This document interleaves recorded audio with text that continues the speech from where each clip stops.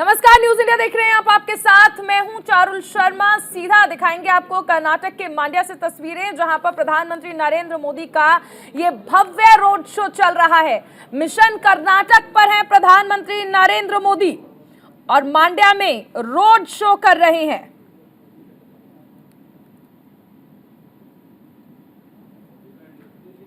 आयशा हमारे साथ जुड़ी हुई है।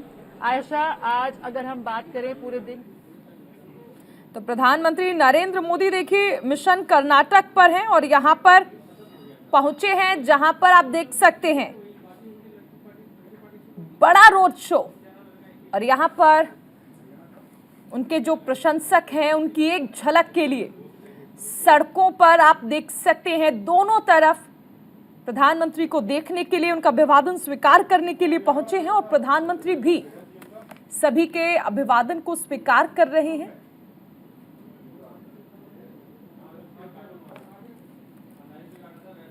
सुरक्षा कर्मी भी साथ साथ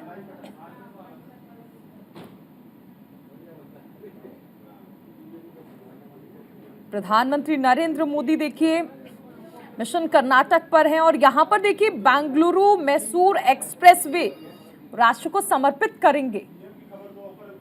कर्नाटक में विधानसभा चुनाव भी होने हैं और ऐसे में बीजेपी के तमाम बड़े चेहरे, टॉप लीडर्स आप जिन्हें कह सकते हैं, वो लगातार कर्नाटक का दौरा कर रहे हैं। देखिए मांड्या की तस्वीरें हैं। देश के चहेते प्रधानमंत्री का स्वागत फूलों के साथ किया जा रहा है। सड़क पर दोनों तरफ प्रधानमंत्री के जो समर्थक हैं वो पहुंचे हैं और फूलों की बारिश हो रही है। सभी के अभिवादन को स्वीकार करते प्रधानमंत्री फूलों की वर्षा के बीच अपने रोड शो को आगे बढ़ाते हुए चुनाव से पहले कर्नाटक को कई बड़ी सौगातों की बरसात के साथ प्रधानमंत्री के स्वागत के लिए फूलों की बरसात भी हो रही है।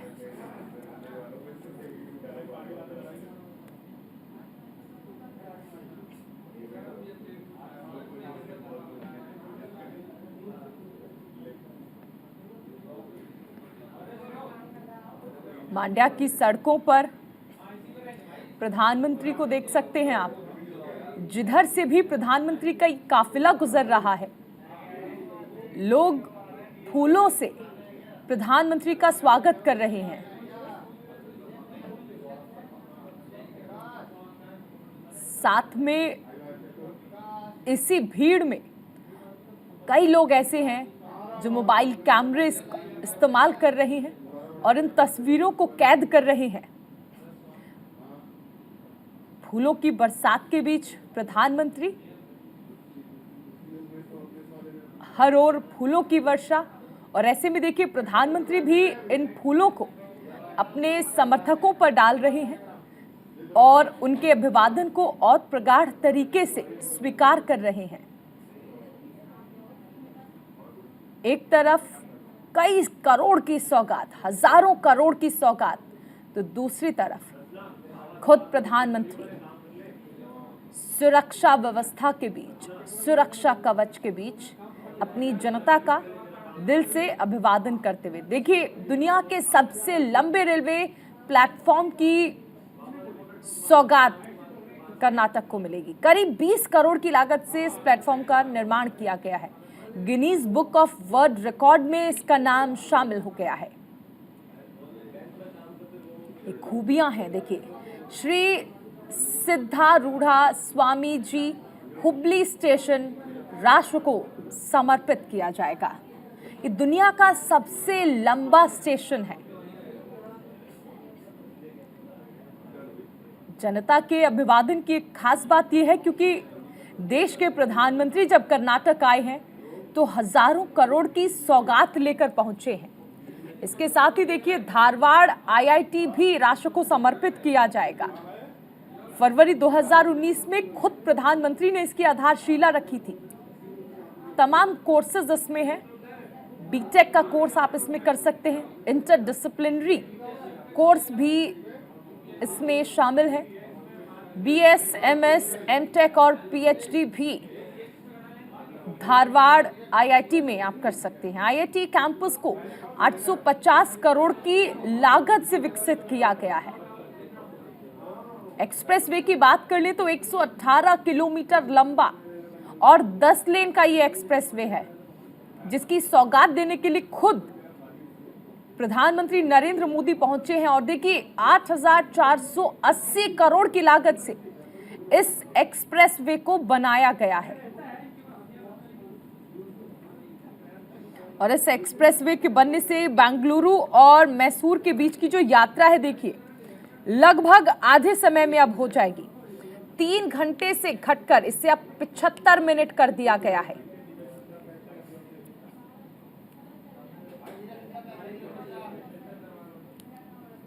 ये एक्सप्रेसवे दोनों शहरों में सामाजिक और आर्थिक विकास के लिए एक उत्प्रेरक के रूप में कार्य करेगा।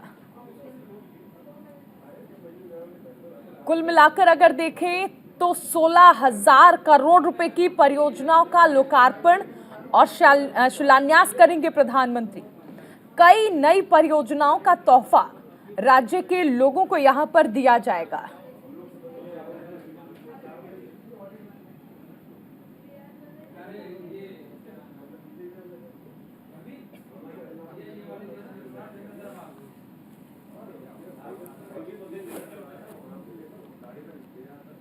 चलिए एक बड़ी खबर आपको बता दें, उमेश पाल हत्याकांड मामले से जुड़ी ये बड़ी खबर, जहां पर पुलिस और एसटीएफ की स्पेशल टीम गुजरात के लिए रवाना हो गई है। जेल में बंद माफिया अतीक अहमद से पूछताछ की जा सकती है। सूत्रों के हवाले से ये बड़ी जानकारी उमेश पाल हत्याकांड से जुड़ी हुई आपको बताई जा रही है, क्योंकि पुलिस और एसटीएफ की टीम गुजरात के लिए रवाना हो चुकी है। उमेश पाल हत्याकांड को लेकर यहां पर पूछताछ की जाएगी। साबरमती जेल में बंद है माफिया अतीक अहमद, और ऐसे में कहा जा रहा है कि अतीक अहमद से पूछताछ की जा सकती है, जो कि साबरमती जेल में बंद है। इस पूरे मामले में देखिए अतीक अहमद के जो गुर्गे थे उन पर सीधा आरोप लगा उमेश पाल की हत्या का। अब ऐसे में कहा जा रहा है कि पूछताछ खुद अतीक अहमद से होगी, जो कि साबरमती जेल में बंद है। यूपी एसटीएफ की स्पेशल टीम को गुजरात के लिए रवाना कर दिया गया है। सहयोगी नीरज हमारे साथ जुड़े हैं। नीरज, देखिए सबसे अहम चीज है कि लगातार एक कड़ी जो पूरे कहा जा सकता है कि बिंदुओं को जोड़ रही थी, वो थी अतीक अहमद, यानी हर गुर्गा अतीक अहमद का नाम। ऐसे में सबसे अहम चीज है कि एसटीएफ की टीम जो है वो गुजरात रवाना हो गई है, और अब ये कहा जा रहा है कि अतीक अहमद से ही पूछताछ की जा सकती है। जी बिल्कुल, देखिए एसटीएफ और जो जांच एजेंसियां हैं वो गुजरात रवाना हो गई और साबरमती जेल में अतीक अहमद जो बंद है उससे पूछताछ की जाएगी। आपको बताएं कि 24 तारीख को इस जघन्य हत्याकांड के बाद जो तमाम शूटरों की तस्वीर आई, उसमें अतीक अहमद बेटे असद की भी फायरिंग करते हुए जो वीडियो आया, उसके बाद लोगों ने ये पूरी तरह समझ लिया और ये बात बिल्कुल साफ हो गई जांच एजेंसियों के सामने कि इस हत्याकांड के पीछे और कोई नहीं बल्कि प्रयागराज का माफिया अतीक अहमद है। और इसके बाद से उसके ऊपर शिकंजा कसना शुरू कर दिया गया है। अतीक अहमद की जो पत्नी है शाइस्ता परवीन, उनके ऊपर भी 25,000 का इनाम रखा गया है। उनका भी एक वीडियो सामने आया है जिसमें वो शूटर साबिर के साथ जाती हुई दिख रही हैं। यानी कि पूरा कनेक्शन, पूरा ताना बाना इस हत्याकांड का अतीक अहमद और उसके परिवार के लोगों ने रचा था। और ये भी कहा जा रहा है कि अतीक अहमद ने अपने बेटे असद की ताजपोशी के लिए इस पूरे घटनाक्रम को अंजाम दिया। चूंकि अतीक अहमद के 2 बेटे पहले से ही जेल में बंद है, अली और उमर, और इसके अलावा तीसरा बेटा असद जो है उसकी ताजपोशी, यानी अपराध की दुनिया में उसकी ताजपोशी कैसे हो, तो उसको लेकर ये पूरा ताना बाना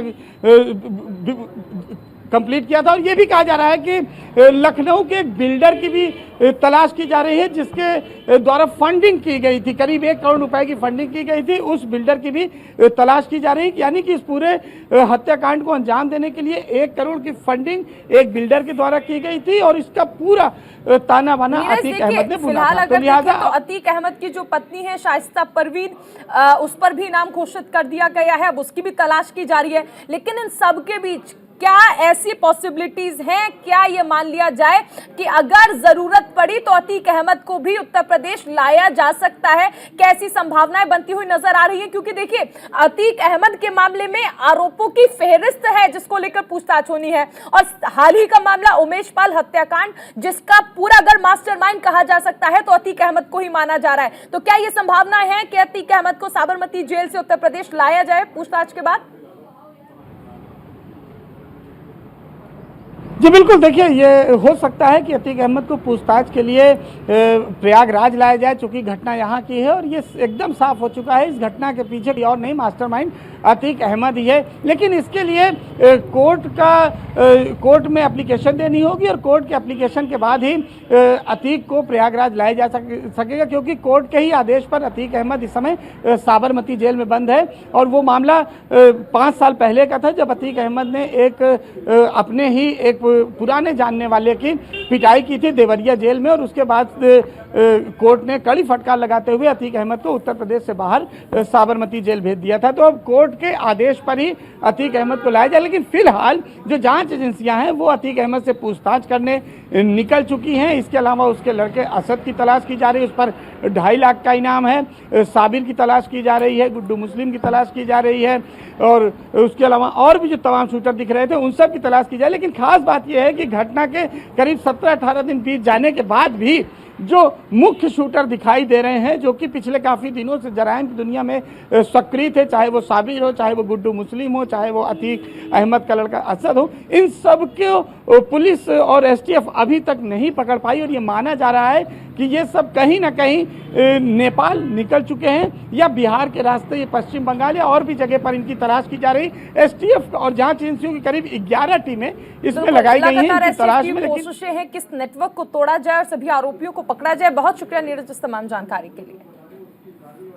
वहीं एक बड़ी खबर आपको बता दें, सीएम मनोहर लाल का जन संवाद कार्यक्रम, जनता दरबार लगाकर सुनी लोगों की समस्याएं, आम जनता तक संवाद के लिए हमेशा प्रयास किया है, ये सीएम मनोहर लाल की ओर से कहा गया। हरियाणा से बड़ी खबर है, जहां पर सीएम मनोहर लाल ने जनता दरबार लगाया। अब तक 13 लाख से ज्यादा समस्याएं आई हैं, 90% से ज्यादा समस्याओं का समाधान हुआ है।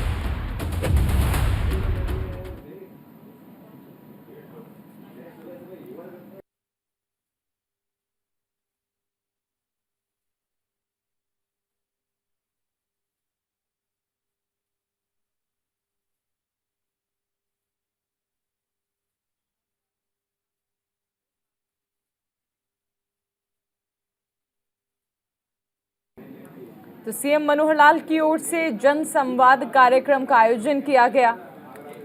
जनता दरबार लगाकर यहां पर मुख्यमंत्री ने लोगों की समस्याओं को सुना।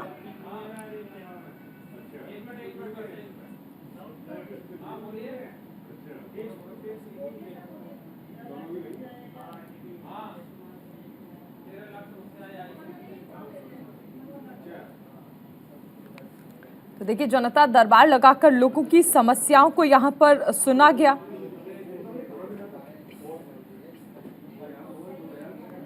हरियाणा के मुख्यमंत्री मनोहर लाल की ओर से ये जनता दरबार लगाया गया।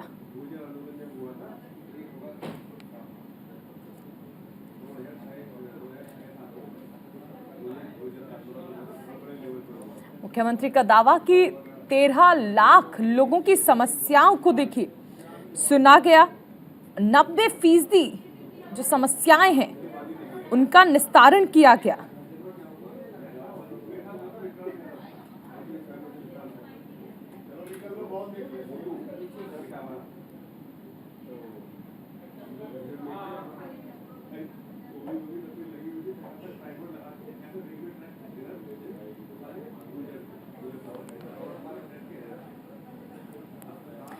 एक और बड़ी खबर आपको बता दें, हिसार से बड़ी खबर है। सीएम मनोहर लाल ने यहां पर हवाई सर्वेक्षण किया है। एयरपोर्ट पर चल रहे काम की प्रगति का निरीक्षण भी किया गया। बड़ी खबर आपको बताई जा रही है, एयरपोर्ट पर चल रहे विकास कार्यों की प्रगति का निरीक्षण करने पहुंचे सीएम मनोहर लाल।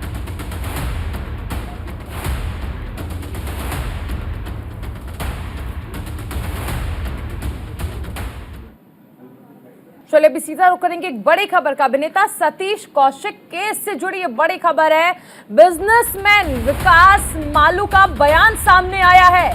सतीश जी पिछले करीब 30 साल से मेरे दोस्त थे, मेरे नाम का गलत इस्तेमाल किया गया है, अनहोनी हमेशा बिना बताए ही होती है।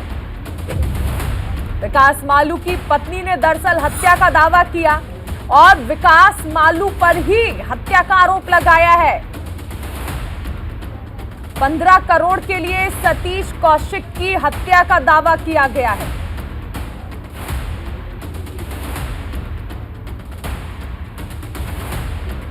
हमारे साथ सहयोगी मनीषा जुड़ गई हैं। मनीषा, देखिए बहुत बड़ा बयान है। पत्नी अपने ही पति पर आरोप लगा रही है कि 15 करोड़ के लिए मेरे पति ने ही हत्या की है। हालांकि पति की ओर से, बिजनेसमैन विकास की ओर से साफ तौर पर कहा गया कि बेबुनियाद आरोप है।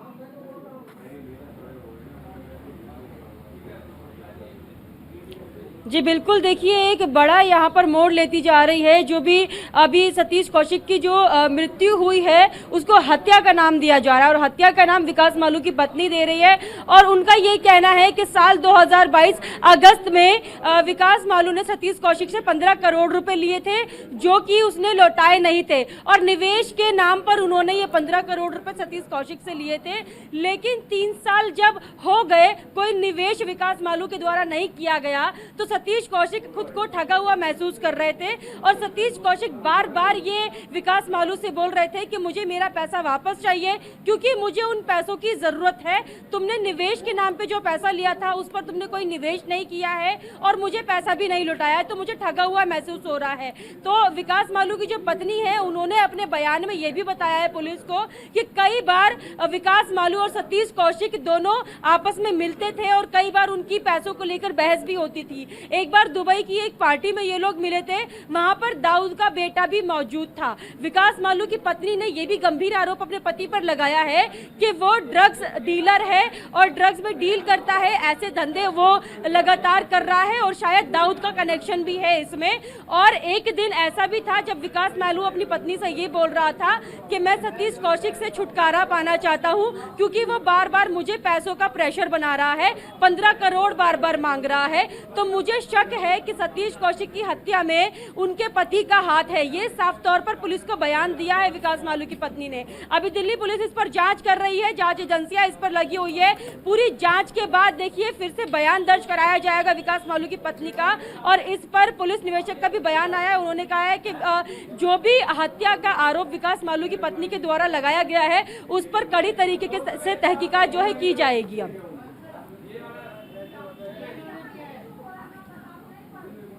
चलिए, बहुत शुक्रिया इस तमाम जानकारी के लिए मनीषा।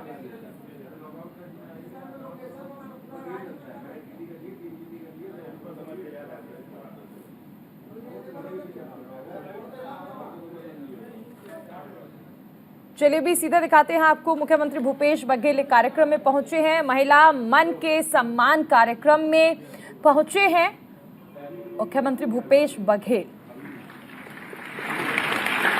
और इसके साथ ही अध्यक्षीय उद्बोधन के लिए मैं आमंत्रित करती हूँ माननीय मंत्री महिला एवं बाल विकास विभाग श्रीमती अनिला भेड़िया जी को। उद्बोधन के लिए सादर आमंत्रित हैं श्रीमती अनिला भेड़िया जी।